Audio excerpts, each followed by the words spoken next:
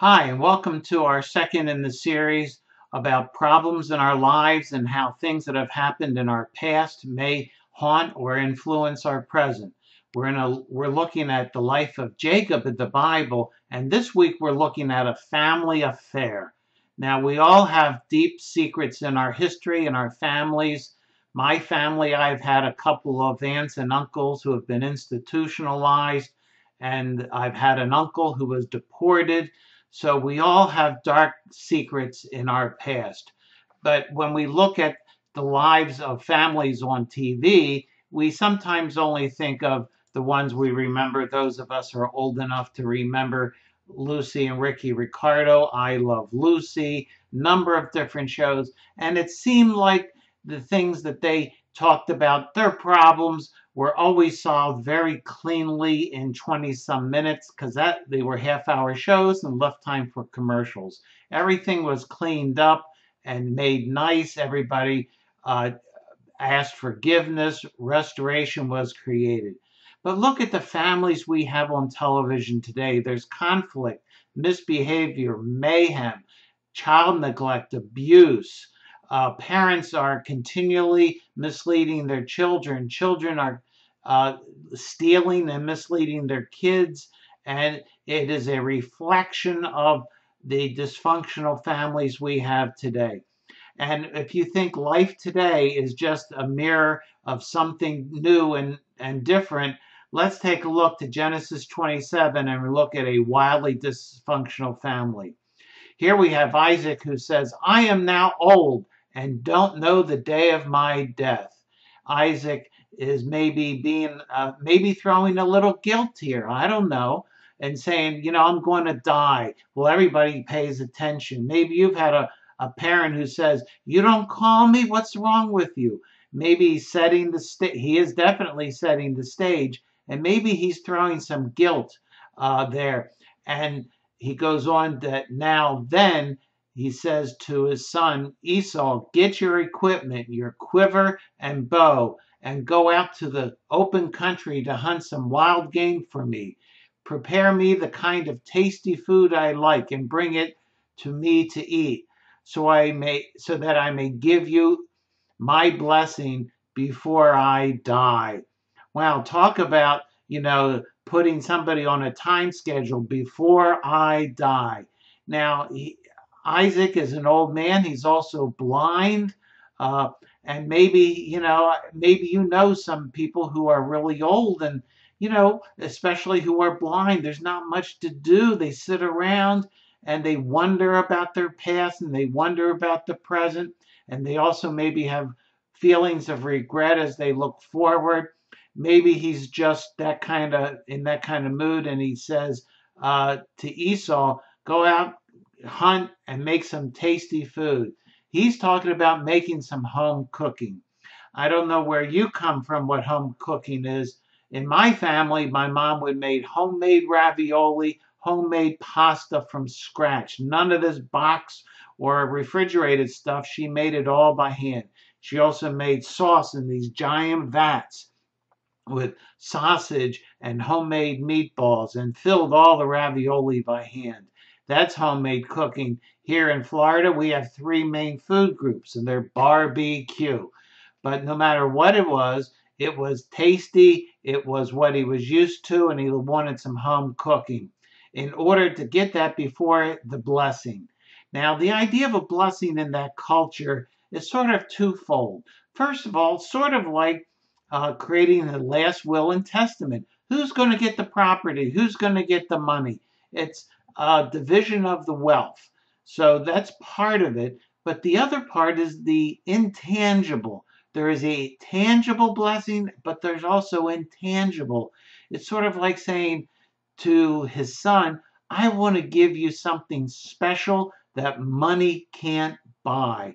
I want God's kindness, God's grace, God's provision, God's attention to be on you and how that's to work out. And that's the blessing he wanted to give. Now, at that point, Rebekah was listening as Isaac spoke to his son Esau. Wow, we get right into the intrigue. I remember Miriam was in a Bible study and she was sitting around listening to the women who were new to a Bible study, and she heard them say, "This Bible study is better than daytime soaps. There's sex, there's violence, there's incest, there's murder. The Bible is full of real people with real problems." And that's where we find uh, Jacob and Esau and Rebekah. Rebekah is listening in. Now you have to understand, they weren't living in a house with walls. They weren't living in a townhouse or a condominium. They were living in a tent. The idea of overhearing is easy because there's nothing between you and the other side other than maybe a piece of cloth. So overhearing was part of everyday life. What was not part of everyday life was paying attention and acting on it. So Rebecca comes to a fork of her own life. She says, I have this information. Now, what am I going to do with it? Am I going to allow it to sit there? Or am I going to take it and do something with it? And she does something with it for sure. This was her starting gun. It's like the Olympics. They come in with the torch. They light from the hand-carried torch to the big Olympic flame. Let the games begin. It's like going to a race or a swim meet and you got the starting gun. Boom. The gun goes off and the race begins. Well, this was her starting gun. And so when Esau had left for the open country to hunt game and bring it back, Rebekah says to her son Jacob, look, I overheard your father say to your brother Esau. Again, overheard. She admits that she overheard. She admits that she listened in. And now she's sharing it. It wasn't appropriate. It wasn't part of his need to know. She overheard it.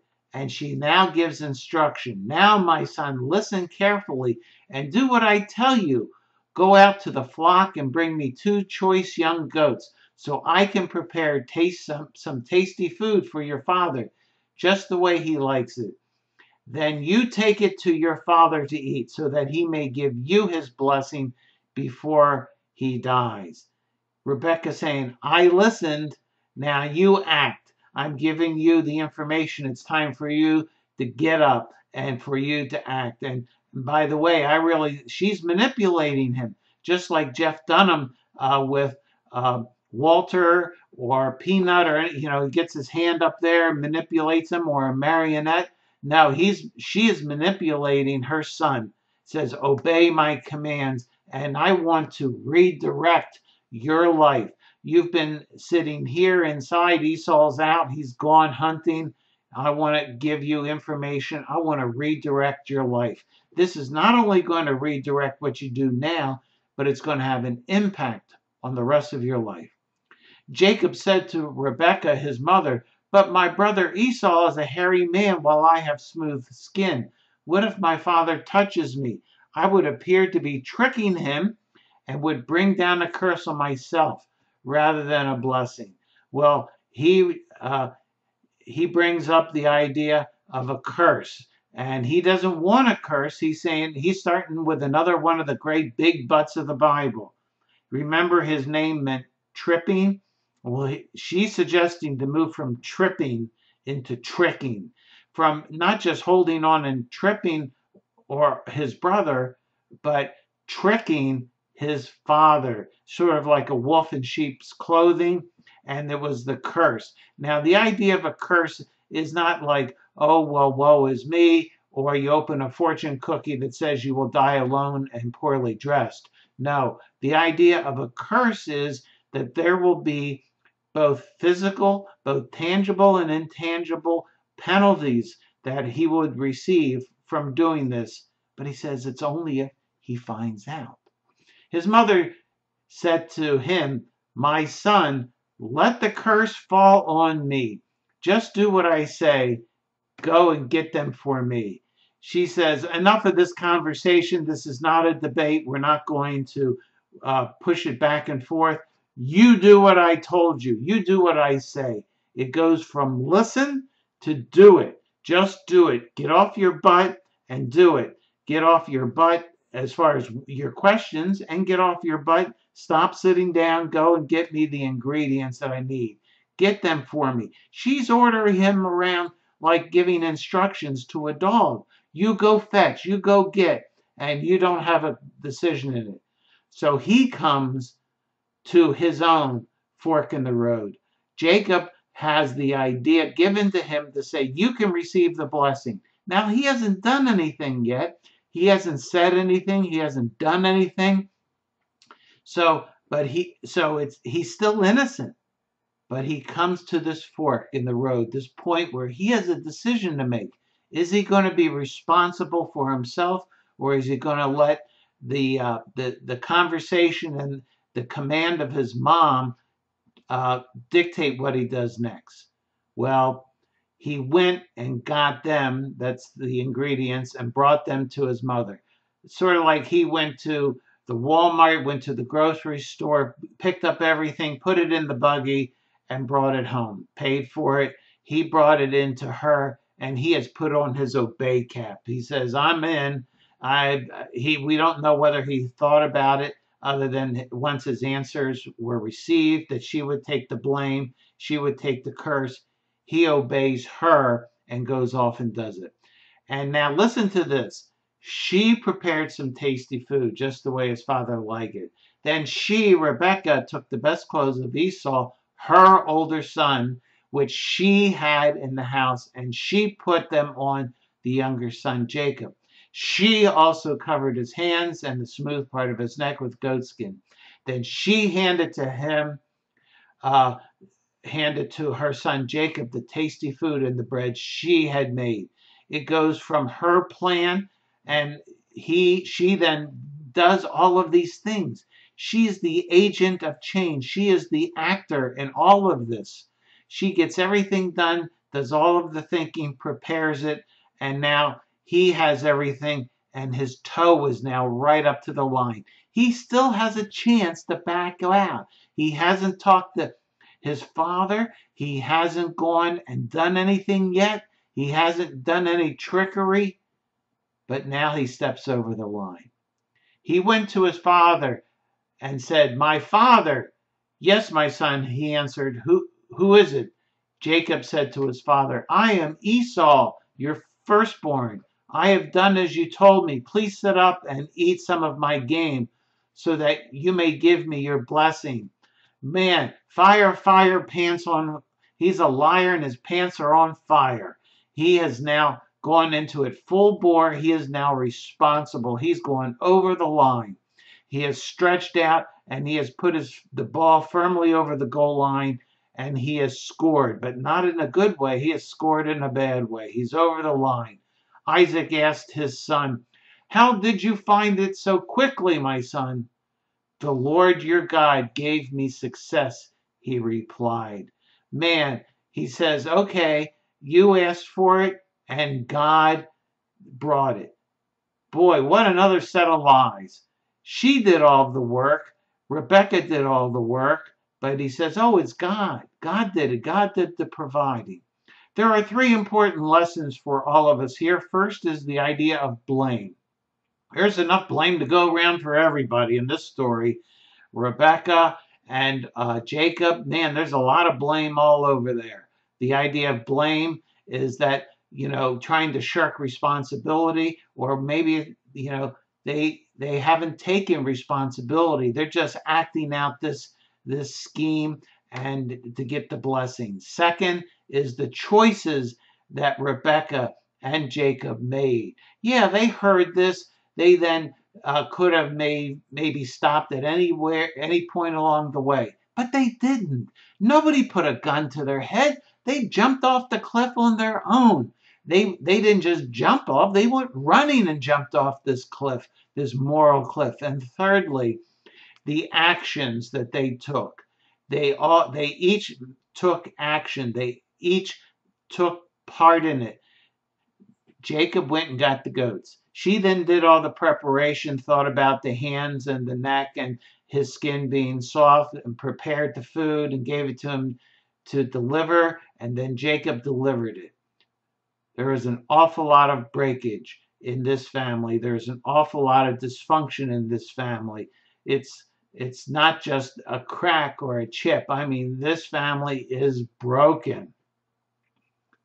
Maybe your family's like that. Maybe your family's got lots of intrigue and breakage in it, and you've been down that path for a long time. And you're saying, well, maybe if I had just put a band-aid on it. You don't need a band-aid. You need a restoration, and they need to come clean and ask forgiveness. They've made some choices. Now, they all have blame, but there was always a point where they could have said no. They could have come to the point and said, stop. Rebecca could have overheard it and say, well, that's enough. Jacob could have heard it from his mother and said no. Maybe after he got the goats, she could have said, no, you know what, I'm wrong. Or even after all of that, when she gave the food and everything to Jacob, he could have said, I'm not going through with it. He could have, up to the point coming to the tent, to say, no, I'm not going to do it. But once he walks in and starts lying about who he is and where the food came from, he has made his choice. He has allowed others to influence him. He's responsible. There's a picture from history that just is amazing to me. There's a picture of a guy standing like this. And you look at him and think, well, that's okay. There's just a couple of people around him. That's not too bad. But when you peel back from that picture, here he is standing like this, while there are thousands of other people who are in a Nazi meeting, and they're all going Sieg Heil. And yet he stands alone and doesn't do it. He refuses. He came to a fork in the road. He came to a moral choice that he had to make. And he wasn't going to allow others to intimidate him or to make him do it. Now, there are lots of people who, after the war, said, well, everybody was doing it and I had to. This man had guts. This man had integrity. And there are men and women of integrity all over this country. But the question is, are you and I one of them? Are we willing to stand up for the right? He didn't go around in this picture saying, oh, well, you're all wrong. He took care of his own business. Are you and I taking care of our business? While the world around us goes to hell in a handbasket and everybody says, oh, it's okay to lie. Oh, it's okay to cheat. It's okay to fudge the numbers. Or are we going to stand for the truth? Jesus, when asked, are you the Son of God? Knowing that the decision had been made, if he said the affirmative, that it meant his death. He stood and gave the right answer that he was. And what happened? Yes, he was beaten. He was eventually murdered through crucifixion, but he rose from the dead.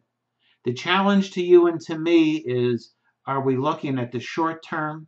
Are we willing to look at the long term of integrity and truthfulness before God in our families and in our culture? Would you pray with me? Our Father and our God, I thank you that you love us and your kindness is great.